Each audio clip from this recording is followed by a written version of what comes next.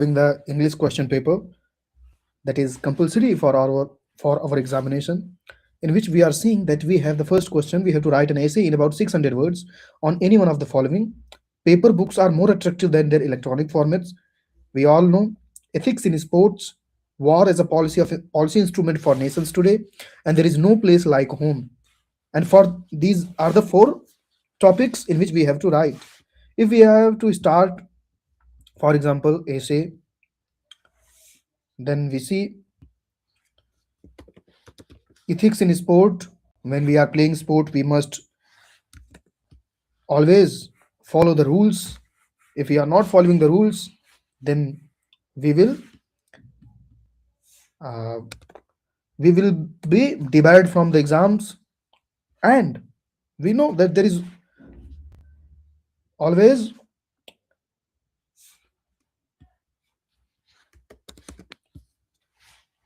so we have to write first. We will use the format, introduction, the body, then all those things.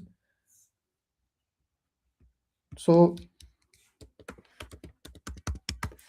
if we have to write on paper books are more important and more attractive than their electronic format,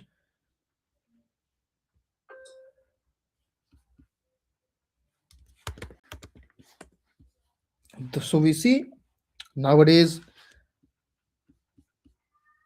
nations are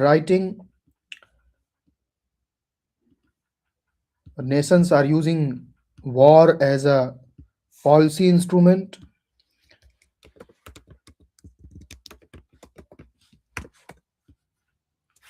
So if for example we chosen that uh, what topic we say paper books are more attractive than,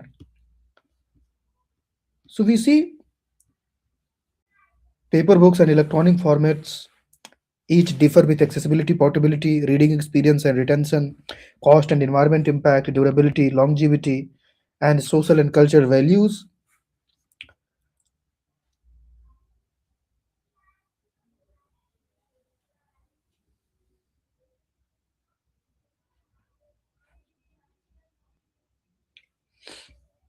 Then we have the second question. It will be the very easy for us to write. We have to read carefully the passage given below, and we have to write to the questions that follow in clear, correct, and concise language. British ruled India was a relationship of economic and political domination between an imperial power and its colony. It was based on conquest, consolidated after several wars, and followed economic policies designed to serve British interest. So there were policies were designed to serve the British interest. Both the parties knew it was unequal, exploitative, and based on force. As such, it raised moral questions and needed justification. Their self-interest, their self-respect, sense of morality, and morale required the British to convenience themselves that they were right to rule over India. So, what is the meaning of morale? If we see this word, morale means a level of confidence and enthusiasm that people feel, especially when facing tasks or difficulty, or we can say the team spirit. That is how united and motivated group is toward common goals. So, in order to ensure the orderly and continued existence and secure the cooperation and support of the Indians without whom they simply could not run the country, and they also needed to convenience and subjects that British rule was in their real interest. So morale means manobal and hausla. Morality is different word. It was of course possible for them to justify it to themselves in the way that into their subjects in another. However, they knew that such a strategy was open to the charge of inconsistency, even hypocrisy, and inherently precarious. So, what is the meaning of precarious? We must understand here. In order to achieve the dual objective of justifying their rule to themselves and their subjects in a single and consistent language, the British needed to show that they had something to give to the Indians which the latter badly needed, and were unable to avoid unaided and was so precious as to compensate for whatever economic and political price they were required to pay. So inherently means naturally, and precarious means unstable, uncertain, lacking security, and likely to collapse. So, in order to achieve the dual objective of justifying their rules, what they did, they They paid the economic and political price. The logic of justification required for perfect match between British gift and Indian needs, the British strength and the Indian deficiency, the British strength and the Indian deficiency. Following the fashion of the time of the British wrapped their gift in the language of civilization, in which they had latterly replaced Christianity as the unifying principle of Europe, Christianity as a unifying principle in Europe, taken over its universalist and proselyting mission. What is the meaning of proselyting mission? And built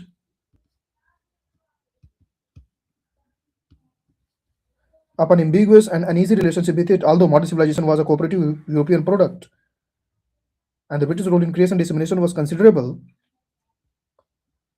They were one of the first to industrialize themselves, more or less to recast their religion, ways of life, and thoughts in major political, economic, and other institutions in the light of the dominant liberal culture, and to roam all over the world as if possessed by its inherently restless and universal spirit. They claimed to represent or embody it to a greater degree than any other country and saw themselves as a transcendently or historically incredible vehicle. Now, since their civilization had, in their view, attempted the highest possible level of human existence and cultivated capacities which all men ought to develop, they had no doubt that it was an universally desirable. All societies had a common destination, namely to become civilized in a British way, and were to achieve their destiny by the same route.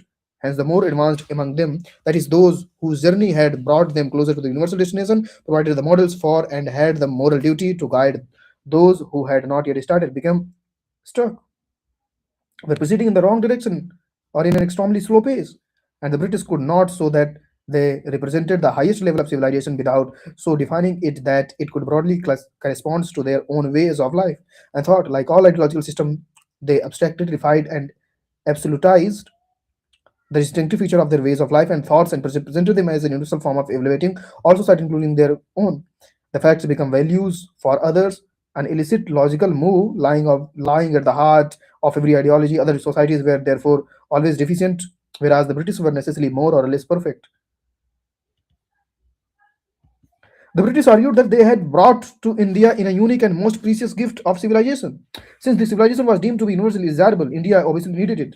They all had to do was so that India lacked it and it was unable to acquire it unaided. Unlike some of the other British colonies, India had a well developed literary tradition, a long history of civic life, and considerable philosophical, artistic, scientific, and other achievements.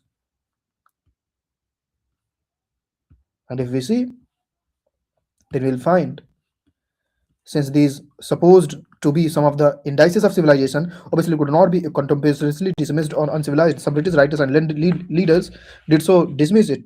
Most, however, acknowledged its great achievement, but contended that they were all in the past and did not redeem its contemporary degeneration. Its social structure and practice were oppressive, unjust, and sometimes inhuman. Its religions were incomprehensible, replete, and meaningless. Rituals polytheist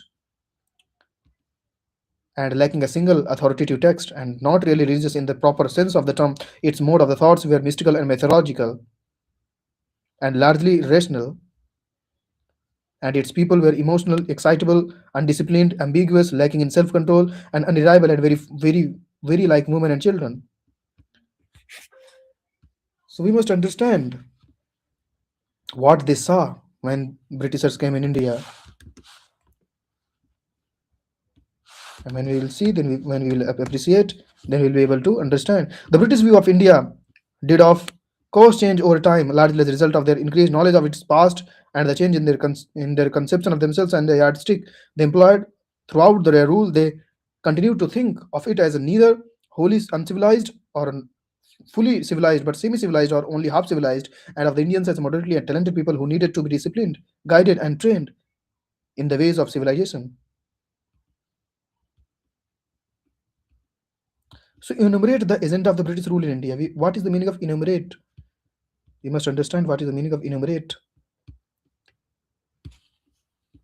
So we have searched and the result have come.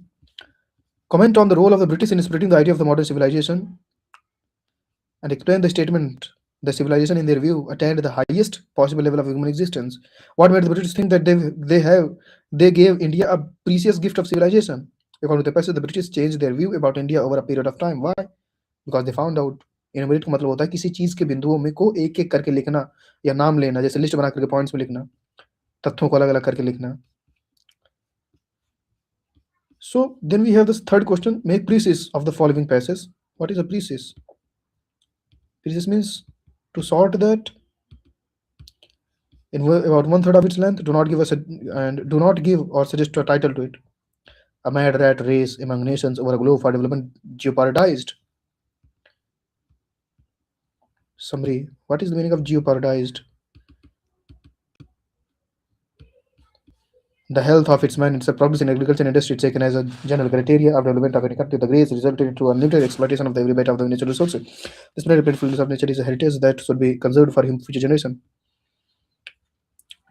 Jeopardize means put in danger, risked harm, or loss.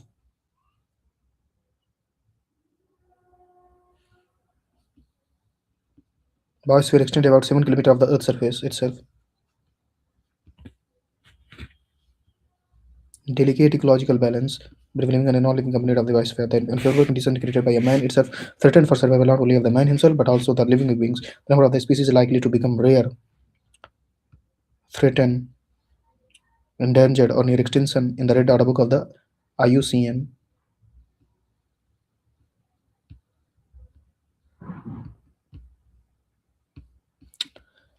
It is very common to find warnings of the public places reading air unfit for breathing, water unfit for drinking. We do not eat fish, cough hair, caught hair, and so on. India today is one of the first industrialized countries in the world. Today we have a good industrial infrastructure, a good industry like metal, chemical, fertilizer, petroleum, food.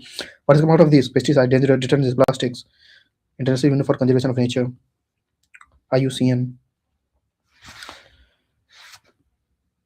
Pesticide, detergents, solvents, fuel. Due to the progress in atomic energy, there have also been increase in radioactivity in the biosphere. Besides these, there are a number of industrial influence and emissions, particularly poisonous in the gas, and there's a water is also needed too. But problem is solid waste. The pollution is necessity will of all development. Due to lack of development of all culture and the pollution control, there has been resulted in a heavy block of gaseous, liquid, and solid pollution in our country. It is to be cleaned. This pollution control in our country was as a recent environmental concern, not only in India but in developed Western world. Also, pollution is a scare word. Pollution is a man-made problem, mainly of affluent countries. The developed countries have been in a mad race to exploit every bit of natural resources to convert them into goods of their comfort and to exploit them to needy developing world. In doing so, the industrialized countries dump a lot of material into the environment, which become polluted. In one way, pollution has been, in fact, exported to developing countries. Effluent is liquid or gaseous waste. What is pollution? Pollution is an undesirable change in the physical, chemical, and biological characteristics of water, and solar that may probably affect the life created potential hazard. Pollution is thus a direct and indirect change in the component of the biosphere and harmful for the living components. What is a pollutant? Any substance which causes pollution is a pollutant. A pollutant thus include may thus include any chemical or geochemical substance, biotic, abiotic, physical. What is a pollutant has to also be defined by any solid, liquid, or gaseous substance present in concentration as may be tend or injurious to health. Pollutants are residents of things we make, use, and throw away. There are many scales of the pollutants. The lake and the rivers are polluted by waste, by the chemical and other factories, and the air by gases of automobile exhaust, industries, thermal power plants. There are grown up serious concerns all over the world about the rivers turning murky and fish rotten in the sea, trees withering, cities choking with foliar, toxic chemical being cycled into the food stuff, and disease epidemics appearing so frequently. Now we have to rewrite following sentences in necessary corrections. We do not make necessary changes in the original sentence. Little learning is a dangerous thing.